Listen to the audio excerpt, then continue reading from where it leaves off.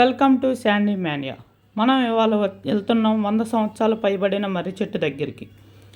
ఈ వెళ్ళే దారిలో మొత్తం తాటికాయలు, మొత్తం పొలాలు, ఎంతో పచ్చని పొలాల మధ్య ఎంతో ఆహ్లాదకరంగా ఉంది. కానీ వెళ్ళే దారి కొంచెం దారుణంగా ఉంటుంది, పర్వాలేదు.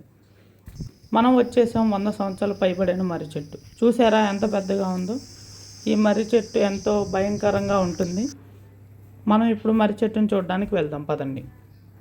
ఇది 100 సంవత్సరాలు పైబడిన మర్రి చెట్టు అని ఇక్కడ వాళ్ళు చెప్తున్నారు. ఇక్కడ మొత్తం అంతా చాలా పీస్ఫుల్గా ఉంది. ఈ మర్రి చెట్టు ఓడలు చూసారా ఎలా ఉన్నాయో, పెద్ద పెద్దగా అన్నీ.